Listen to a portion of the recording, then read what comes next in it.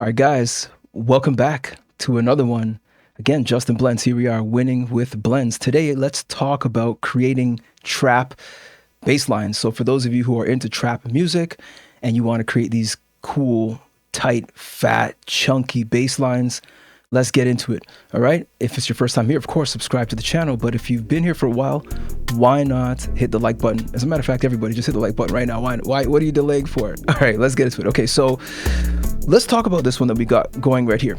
A couple of the quick things that I would say are absolutely imperative when making bass lines and adjusting drums. Again, this is for bass and drums, no matter what to me, no matter what the genre, as long as you're working with bass and drums, bass drums and bass guitars or bass lines, you've got to worry or concern yourself with separation, okay?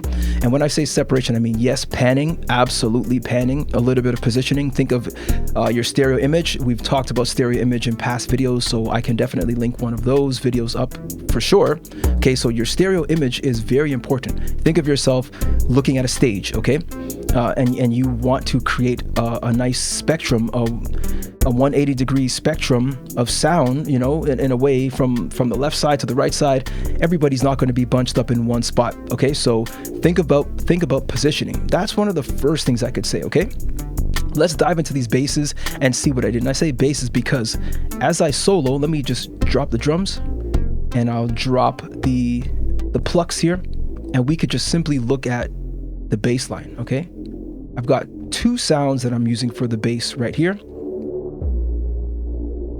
Okay, you'll see the main bass is this one right here. I added a little bit of distortion so that I could allow that sound to cut through the mix. A little more harmonics, as you see, higher. I'll just raise it just so you can hear what it is. I'll boost it up for now. Okay, that's a bit aggressive, but let's bring it down just so you can hear it very clearly. Guys, grab some headphones if you don't have headphones now, but that's why I'm pushing the drive up so that you can hear it.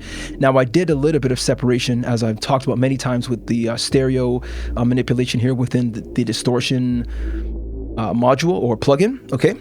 And I did a little bit more of separation, as you see here, just to spread this sound out. If I would, actually, I could go in here and quickly check the analyzer. Let me boost this up so we could see a little bit more. And look at the stereo. Look at that, very wide. Okay, so if I drop this down, let me disable that. Look at that, straight down the middle. Okay, not bad, but not what I'm intending to do. I separated this because I want that bass to just be present throughout the stereo mix, okay? Then I also have this sound, which is quite bassy in itself, but it's more for some chords, some atmosphere as well, to kind of boost up that lower end. But you'll see here, I added a little bit of reverb, and I also added a bit of panning as well. So I'm trying to create some more space to open it up, and I've got some of this higher EQ range pushing this forward. So if you notice, look at this, I cut the 130 hertz area because that's typically maybe in the range where your kick drums would be. And you'll see here as well, I cut in that 130-ish area as well. It doesn't have to be that exact range, but it really does depend on the kick drum that you're using. So let's go into so that's my trap bass line, let's say. But also, a technique that I learned many, many years ago before I ever heard of trap music, maybe even before trap music kind of existed as something known as trap music. I've been taking bass drums and essentially pitch shifting them up and down to create melodies with bass drums. I think I first did this probably about 15 years ago, and I thought it was pretty revolutionary, to be honest. Like I felt like I never really heard that before. Of course, now it's highly popular for people to do this, to create bass lines out of their drums, their kick drums, okay? So we've got some tuned 808s, and as you see, I actually doubled them. So I got the 808 crushed and the 808 mangled playing at the same time. I did not adjust any fine tuning. You can always do that. You can adjust the sustain and release, which I did. I added a little bit of slide to this one, okay? You can adjust the attack.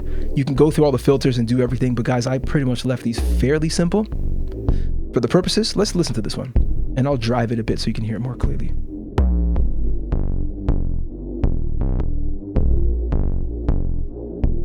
Okay, I'll bring that back down. So you'll notice here in the EQ range, what did I do? I cut this low frequency out, because that's where I'm hoping the actual bass line can pump through. So the two of these, the 1, 2, 3 of these, I guess even 4, because technically this drum has 2 separate bass drums in it. Let's mute one. So let's actually solo this. Just listen to that alone. And I'll drive it a bit so it's a little clear to hear.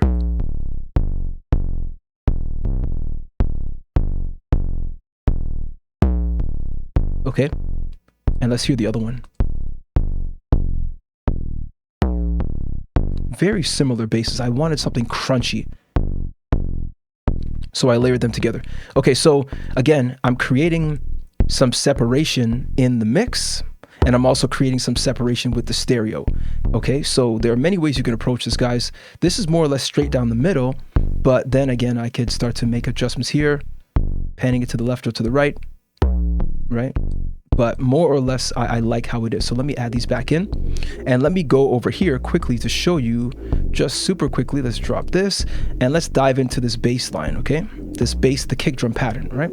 So one key thing to note is that you want to make sure that you've got some type of scale.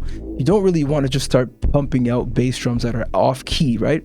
Find the right key that you want, find a scale, and run with it. Make your bass drums and your bass lines work within the same scale. It's going to sound much better, way more musical, more professional. It's going to be easier for people to write songs to.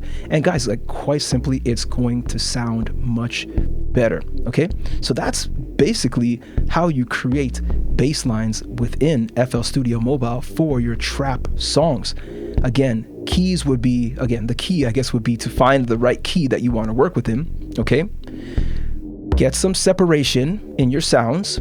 Find the sounds that you want, guys. There are countless sounds. Right here I used a direct wave sampler. There are so many plugins you could decide to use. Let's go back here super quickly. You could choose to use a mini synth, perhaps GMS, perhaps transistor bass, super saw, or even go into 3x oscillator and create your own. There's so many ways of doing this. I chose these sounds because I felt that they represented the type of tone that I wanted. So let's bring it all together, right? We'll dive into some of the details of the drums super quickly as well, but I won't go into the depth of it because we've definitely spoken about in 2 separate videos. I'll link them both, okay, throughout this video. 2 separate videos we talked about how to create trap hi-hat rolls, okay? 2 separate functions. You'll see here I use the repeat function. Oops, let's undo that. I use the repeat function in some cases, as you see, right? That's in the repeat section. Of course, you can adjust velocity, which I did not. I kept it super simple for this one, guys. And as well, for some of these sounds, I actually went through and adjusted some of the pitch for the snare drum and this percussion. So I like that sound, this one, and this one. Okay, I just added them together because I thought they sounded pretty nice and slightly crisp, but not super crisp and knocky, just very light.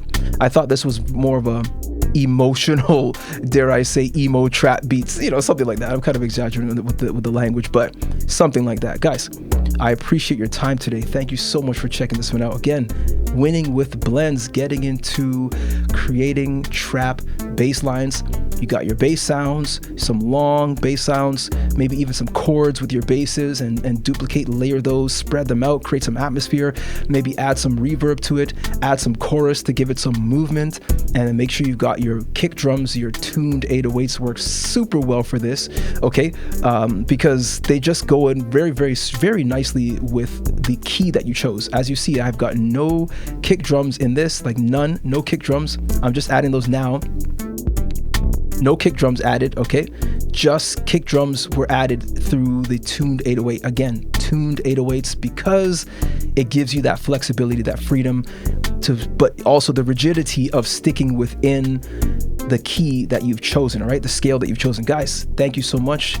Until next time, guys, take it easy.